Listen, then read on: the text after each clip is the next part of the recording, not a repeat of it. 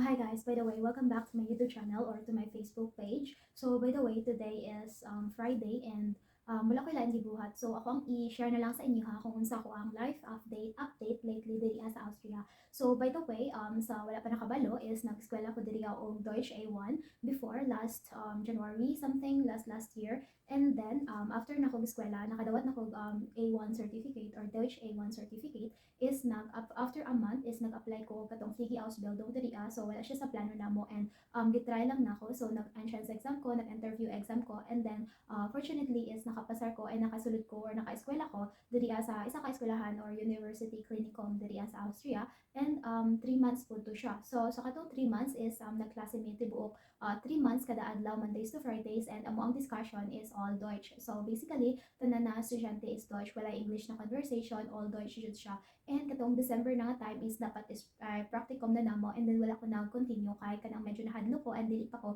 confident na kanang makitang istorya especially pag sa patients and delikado pud siya kay pag kanang suguon ka sa kanang mas taas o position is basin mali imuhang mahatag na dosage or mali imuhang mabuhat. So mo tong reason nga nag-back out ko. So wala ko na fail, wala ko na bagsak sa school. Before ko nag-leave sa school is nag-exams pa ko sa amuang different na kanang subjects, nag-oral exam ko, nag-written exam ko and tanan to siya is napasar na ko. And mo to karon after katong December is wala na ko napadayon. So ako ang gibuhat is na-continue ko eskwela og Deutsch which is Deutsch A2 or A2.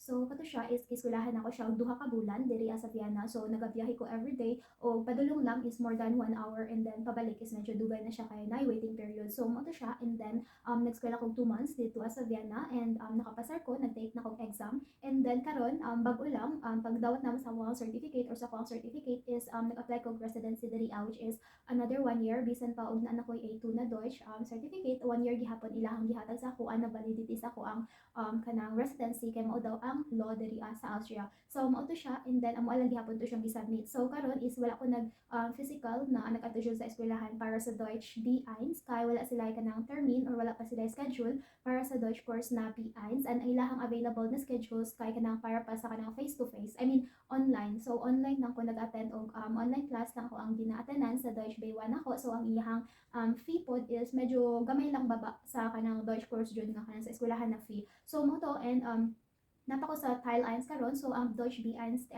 diri sa Austria is gihati siya sa duha which is ang Tile 1 ug Tile 2. So wala siya kanang intensive kay ang A1 ug A2 nako is intensive ako ang gikuha para pinaspasay jud and kanang para mix para challenge. So karon is wala sila intensive. So sa B1 kay kanang gihati siya Tile 1 ug Tile 2. So karon is napa ko sa Tile 1 and I think mga next week magsugod na pud ko og Tile 2. So mo to siya while nag-online class pa ko, nagsubmit na ko og documents or mga papers na ko dito sa Fliegi Ausbildung kay sugod na pud ko or magbalik na pud ko og Fliegi assistant. So Fliegi assistant lang sa kay pwede ra siya after 1 year pag kanang mahibalan ako sa kuang sarili na gusto na ko mag-continue is pwede ko mag-additional og 1 year para katong mas higher pa pud siya level sa Fliegi assistant. So ako lang siyang i-try or sa i-try para makatrabaho ko or mag-continue lang ko puhon-puhon yun ana siya. And today is nag-adto mi dito sa school sa para sa kong gikan kagaina nag-submit mi atong mga documents and then gistorya ko sa secretary and then gistorya pud ko sa director and then mga among conversation. So nag-take og entrance exam and ang entrance exam is napasar na ko and then maghulat na lang ko or mag-email na lang sila kung kanus ako mag-take og kanang katong interview exam. So katong interview exam marag dihaan nila i-base kung kanang ikapila ka sa list kay daghan man pud ka ng mga estudyante or tao nga nag-apply. So kanang dihaan nila i-level kung unsa ka kanang gusto nimo mag-eskwelahan na and nanapod ko gitagaan pud ko nila og papel kay para pod mag-adto na ko diri sa amo ang doktor kay para magpa health check ko. So general check up siya kay last year katong nagsugod pud ko is givaksinan pud ko siguro mga 20 pud to ka vaccines and ang nabayaran namo ato is 200 euro and then ang 800 euro is bayad na sa ako ang insurance gikan sa eskwelahan kay sa ako ang sitwasyon is nag-apply ko sa AMS na ko gi-applyan and then na ko every month na madawat na allowance which is 15 euro and then napoy sila na pud ang magbayad para sa akong health insurance. So mo na dinhi ang update sa akong life diri karon sa Austria and